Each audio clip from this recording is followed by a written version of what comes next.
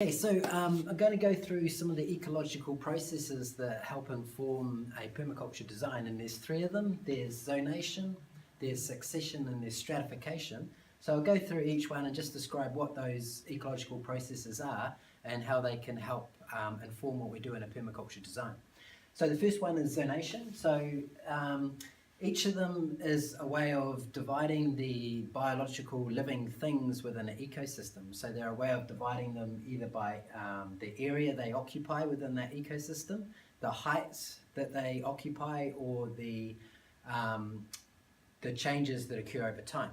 So the first one, which is zonation, is the changes within a biological system. So the changes in what living things are in an ecosystem in different areas within that ecosystem. So when you look at two ecosystems that are joined together, so if you look at, say, a forest and a woodland, the species that are going to be on the edge of the forest are going to be different to the species that are within the middle of the forest. So that's what zonation is. So if I draw a little diagram here on the forest, the species that are right in the heart of the forest are adapted to quite different conditions. They are sheltered by the trees in the forest. There's less light within the tree canopy. There's less wind. It's a more kind of humid, protected, sheltered environment. And there's going to be quite different species adapted to that. And they're normally quite specialized. They're normally niche, specialized species that would live within that. And the further you get out to the edge of the forest, there's going to be successive changes within the species that occupy those zones. So in this forest, for example, you might have another zone of species that are a little bit closer to the edge. So they're more specialized to living in the forest, but they're not edge species as such. So they would be in that area there. And then right on the edge of the forest, you'd have more the edge species. So the edge species are more adapted to a variety of conditions. So as things change, as they do on the edge of systems, they are more able to respond to those changes. And they tend to be generalist type species. So weeds and pest species are all generalist type species because they're very adaptable and they can live in quite a variety of situations. And interestingly enough too, many of our agricultural species are all edge species of forests or woodland environments. So they're quite adaptable to a wide range of different environments, which is handy if you want to grow them. So yeah, the edge species are on the edge of the forest, and then the further you go within the forest, the more specialized those living things become to the particular abiotic factors within that ecosystem. And the same within the woodland. A woodland tends to be a bit more diverse, but you would have, again, species that are specialized to living within that woodland, and then the closer to a different ecosystem like a forest, the more variable those species become. And humans have evolved in this kind of environment, this kind of edge woodland forest species, edge woodland forest habitat is where we've thought to evolve from, which is maybe an explanation of why we're so adaptable and varied and how we can do things. So another explanation might be the beach. So if you're looking at the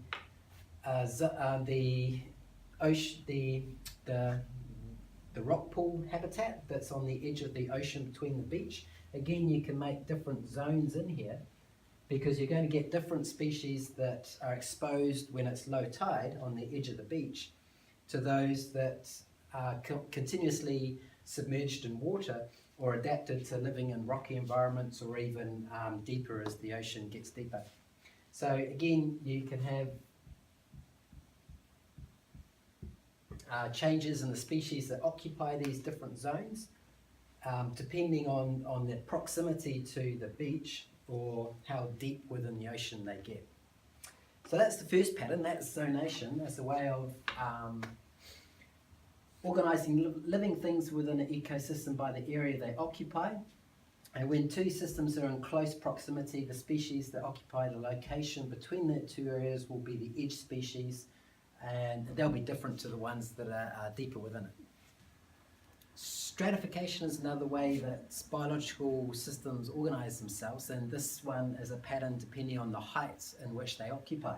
So it's commonly applied to a forest, because when you look in a forest, the species that occur right on the tops of the trees are quite different to the species that exist lower down in the forest, depending on changes in abiotic factors. So you got less light the further down you go. So the plants have adapted different characteristics to photosynthesize and produce their own foods depending on their location within that forest. So you've got the big canopy trees right up the top that get spread out and capture all of the sunlight and dominate that ecosystem, and then the rest of the plants are assembling themselves in response to that dominant canopy tree. So you've got a sub-canopy tree that is at a lower height, depending on if there's space in the canopy layer, and you've got a shrub layer, and you've got a ground cover layer, and you've got a vine layer. And that will vary, depending on if that assemblage is at the edge of a forest to deeper within the forest. So at the edge, you'd get the full expression of all those different layers because there's sunlight getting to those different layers. But then deeper in the forest, you tend to have a more open space because the canopy trees dominate that ecosystem so much and let so little light come in. But when you kind of represent the generic expression of this stratification layer, we look at having this big canopy tree, and then you've got the sub-canopy tree below that,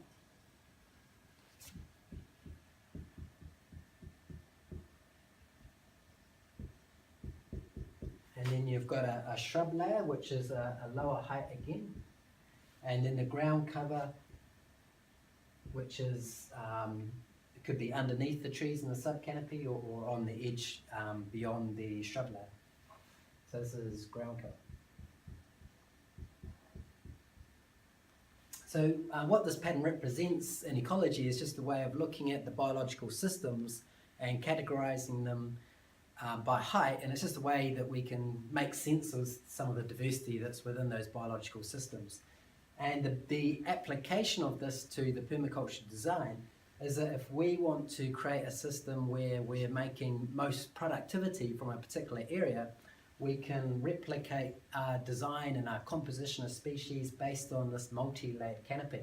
So if you imagine a particular area of ground and we want to plant something on it, and through the process of photosynthesis, whatever we plant is going to produce a product for us. And if we've got multiple layers of plants within that system, we'll also have multiple layers of photosynthetic plants producing a product for us. So we've got the canopy tree, which might be a nut or a fruit tree, producing that yield. We've got a sub-canopy tree, which might be a fruit tree on a dwarf rootstock, which would keep it nice and small, and that's producing another yield. We might have berry shrubs for the shrub layer. The ground cover could be a variety of perennial vegetables or herbs. And we've also got vines, so you can make use of the characteristic of vines to trellis up trees. And increasingly too, we're making use of mushrooms. So mushrooms you can incorporate into this system, and you can grow them on an inoculated log commonly. And by stacking all of these productive systems on top of each other, we can maximize the productivity of a particular space, and they'll also help work in with each other. So they're helping to create a mutually beneficial environment, because each one of these plants will have adapted certain characteristics to adapt to that particular site, and the other plants would have evolved in response to that. And when they are combined together, they create a plant guild which is mutually compatible. So they perform different beneficial functions in the soil and in support of each other and sheltering each other that is of benefit to all of them. So it not only helps with productivity, but it also helps with benefiting each of those plants, so that each one becomes more stable, not necessarily more productive, but more stable because it's being protected by these other species.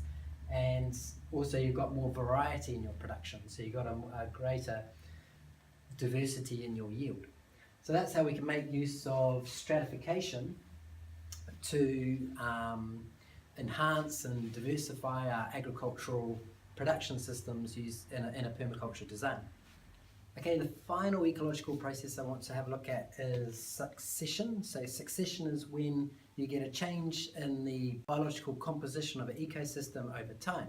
So when you look at a particular system, there will be different species that will occupy it over time. And if you take that to the extreme, so if you take a bare dirt site like what occurred on early Earth, you get pioneer species coming in. So initially you get things that can survive in conditions where there's very little soil and life within that system. So you get algae, you get lichens, you get very simple bacteria, and you can get some insects kind of occupying that site. And the interaction of these very early pioneer species helps transform the environment and enrich the environment in a way that allows more complex life to come along and take over those simpler life forms. So that succession is the movement within an ecosystem from a state of simplicity with pioneer species that are very adaptable and hardy and resilient. But as they change the environment and make it richer and more diverse, then later more specialized species can evolve and occupy that site and occupy the position in that site.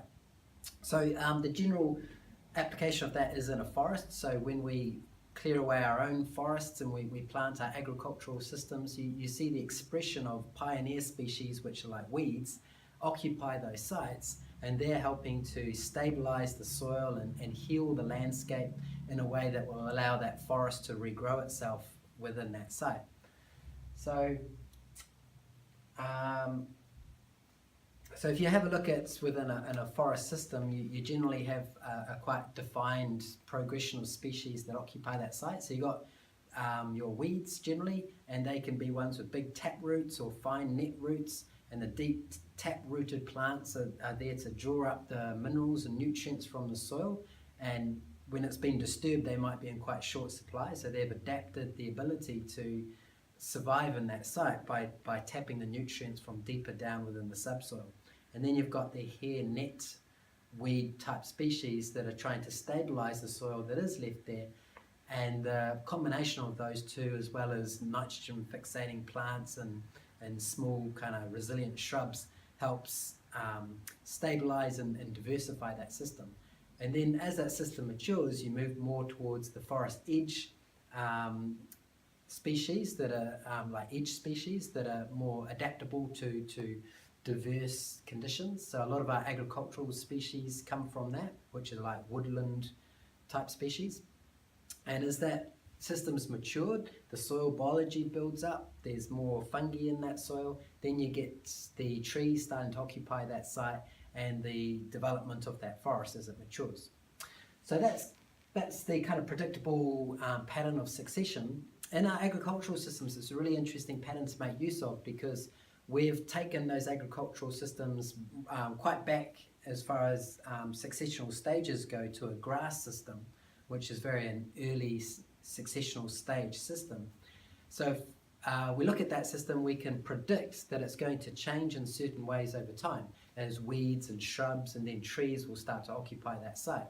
So as a designer, we can predict that change in the sequence of plants and tie in our own management in response to that.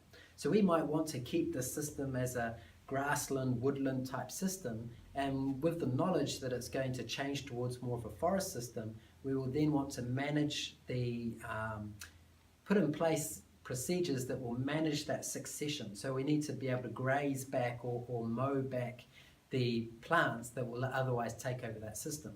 So that becomes a way of organizing and managing the elements within your system.